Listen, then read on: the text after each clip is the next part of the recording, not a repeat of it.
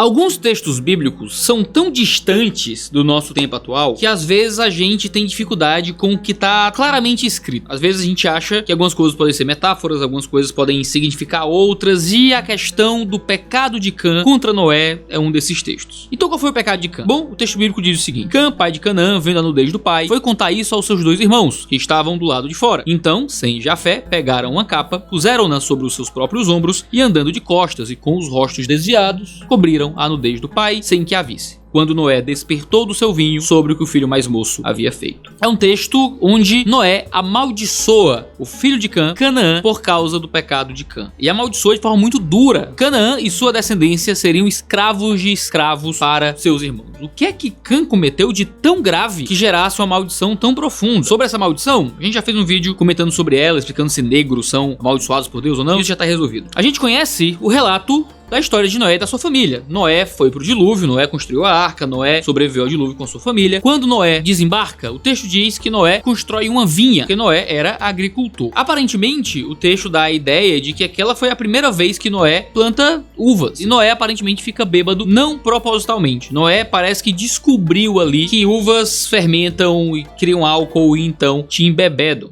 Noé fica bêbado e fica pelado. O texto diz que Noé descobre a sua nudez. Então, Cã viu a nudez do seu pai. O texto fala isso com clareza: ver a nudez. Isso é literal? O pecado de Cã foi ver a nudez do pai? Ou isso é um eufemismo? Ou é uma outra coisa? Bom, é isso que a gente vai analisar no de olho do texto de hoje.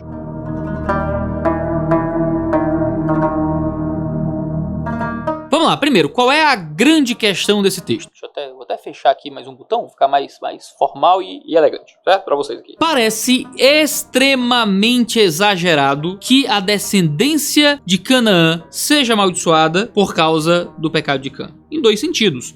Por que o filho é punido pelo pecado do pai? Cã não é amaldiçoado, mas Canaã é amaldiçoado. O que é que o filho tem a ver com esse pecado? E, em segundo lugar, não parece estranhamente desproporcional uma maldição tão dura contra Canaã? Olha, Cã tinha outros filhos, teria outros filhos. Por que Canaã é punido pelo pecado de Cã? E tem algumas questões práticas aí também, né? Então, ver o pai pelado, ver a nudez do pai é um pecado terrível. Ver a nudez do meu pai pra banhá-lo, ver o pai pelado por si só é um pecado? Ou o problema foi Cã ter contado pros irmãos, talvez zombado do pai? Mas aí a linguagem de Noé é muito dura, né? Veja o que você fez, né? Noé diz que você fez isso comigo, mas foi Noé quem ficou bêbado, Noé quem ficou pecado. O filho viu e contou pros irmãos. O texto não fala que ele zombou, que ele humilhou do pai ao parecer, ele só contou pros irmãos. Será que ver a nudez por si só foi o pecado de Cã? Bom, alguns pensadores judeus pensaram sobre esse texto de forma diferente por causa dessas complicações. O Rabi Berechiah conclui que o pecado de Cã, na verdade, foi castrar Noé. Na leitura dele, Noé diz: "Você me privou de ter um filho mais novo para me servir, portanto esse seu filho será um servo para os seus irmãos." Agora, castração é um termo muito forte, é um pecado realmente muito sério. Explicaria por que Cã está dentro desse processo de maldição, mas não existe em nenhum momento da escritura, em nenhum momento do Antigo Testamento, em nenhum momento da literatura rabínica em que ver a nudez fosse usado para se referir a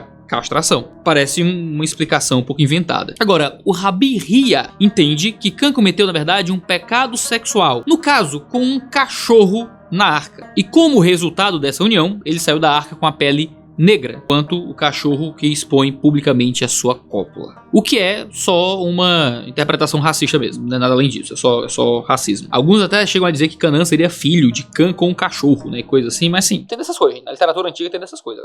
Tinha uma galera doida que cria qualquer coisa, certo? O Jay Rice, por sua vez, alega que Cã é inocente dessa história toda e que Canaã é o culpado, dizendo que Gênesis 9, 18 a 27 contém 2 paralelos, mas tradições diferentes acerca da família de Noé. Uma fonte teria informações acerca dos 3 ancestrais da raça humana, Cã incluído, e a outra fonte fala dos filhos de Noé que se envolveram em consequência de sua embriaguez. Teremos aqui uma confusão de fontes históricas segundo o autor, porém essa teoria não resolve os problemas do pecado de Cã e só levanta a questão de onde vem essas tradições irreconciliáveis que fez com que elas estivessem unidas aqui. Isso é só uma interpretação que despreza a infalibilidade da escritura. Dizer que Gênesis 9, 18 a 27 vem de 2 tradições separadas da família de Noé é cometer uma grande injustiça à forma final do texto. Agora, outra interpretação é de que, na verdade, Cã teria abusado do pai enquanto ele estava bêbado. Descobrir a nudez seria um eufemismo para o intercurso sexual. após isso, Cã teria agravado o seu pecado, contando ele,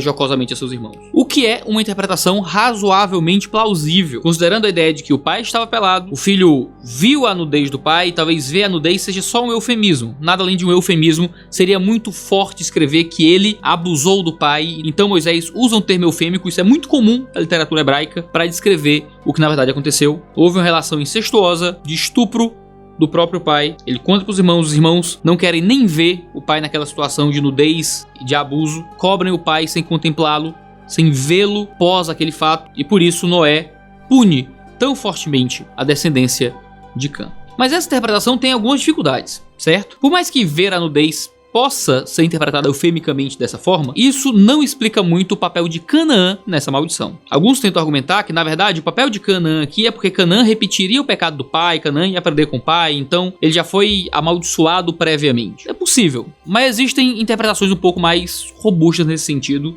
e igualmente terríveis. É o F.W. Bassett que afirma que a transgressão de Cã contra Noé teria sido uma relação incestuosa com a sua mãe. Segundo ele, isso resolve a questão da natureza da ofensa de Cã e a razão de amaldiçoar Canaã. Isso é plausível por um motivo. Ver a nudez do pai seria um eufemismo para uma relação com a mãe, com base em Levítico 18. Porque, na verdade, descobrir a nudez do pai não era ver o pai pelado, mas seria ver a esposa pelada, porque a nudez dela que seria a nudez pertencente ao pai. Nesse cenário, o Noé que se despe, o Noé que tira a própria roupa, bêbado, não o fez sozinho, mas possivelmente fez com a sua esposa, talvez tendo relações com a própria esposa, ou dormiu, e o filho então chega naquele momento e tem intimidade com a sua própria mãe. Conta isso para os irmãos, e daí vem um motivo para a terrível maldição sobre Canaã. Porque quando o pai morria, havia uma passagem de herança que ia principalmente para o filho mais velho. Tudo passava para os filhos, inclusive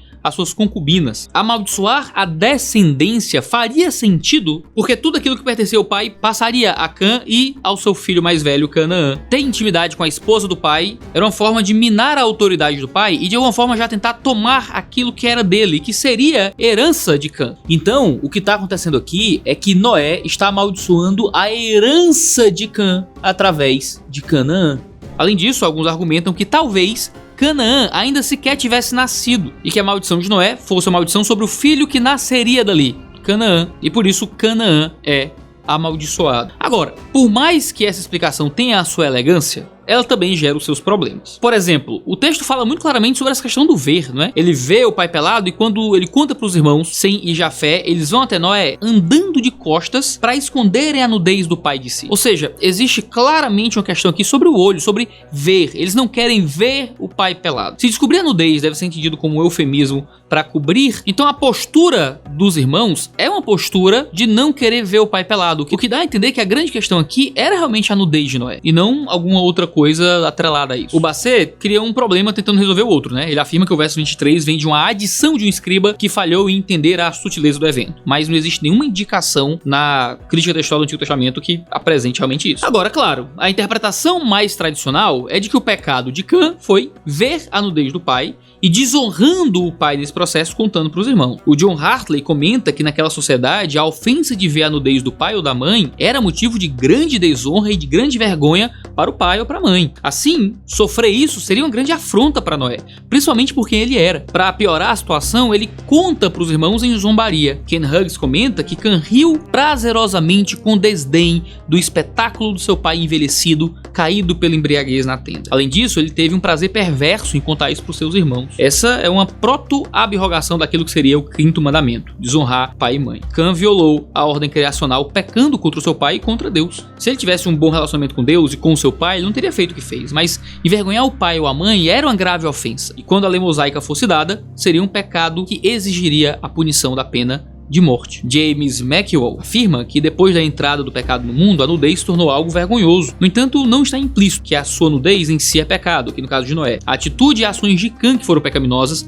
e não a nudez em si. O R.R. Reno nos chama a atenção para o pecado associado à língua também. A difamação é um pecado muito grave. A língua deve ser usada com sabedoria e não com tolice, diz todo o livro de Provérbios. Cã viu seu pai nu e ao invés de ajudá-lo, foi fofocar os seus irmãos e deixou o pai naquela situação. Isso causou que seu filho Canaã e seus descendentes fossem amaldiçoados. E aqui haveria um caminho de explicação de por que Canaã foi amaldiçoado. E assim como Noé foi humilhado pelo seu filho Cã, então o filho de Cã teria uma vida de humilhação também. E nisso a gente teria toda essa questão muito comum do Antigo Testamento da punição passando para uma linhagem e não apenas para uma pessoa. Nesses primeiros capítulos de Gênesis, qual dessas interpretações você acha que realmente explicam o pecado de Cã? Se você me perguntar, eu hoje não tenho nenhuma certeza. Eu não tenho nenhuma convicção acerca desse texto, mas a gente tem caminhos possíveis de interpretação. Ele pode ter deitado com a própria mãe ou com a concubina, pecado terrível. Ele pode ter estuprado o próprio pai, um pecado terrível. Ele pode ter contemplado a nudez do pai, desprezado a nudez do pai, zombado a nudez do pai para os irmãos, um pecado terrível. É difícil bater o martelo no texto, mas são caminhos possíveis para você interpretar essa passagem de Gênesis. Moisés nos mostra como o pecado faz o homem cometer terríveis ofensas e colher graves consequências. Nem sequer lemos sobre Abraão e suas escolhas ainda, Jacó e os seus jeitinhos, Judá e o seu relacionamento com Tamar. Não obstante, um elemento que perpassa todas as más escolhas e atitudes do ser humano devido ao seu pecado é a graça de Deus que salva mesmo nas nossas mais profundas maldades. Há uma promessa que prevalece sobre o pecado. Ainda que o pecado de Cã tenha sido tão grave e com pesadas consequências, Deus sempre conserva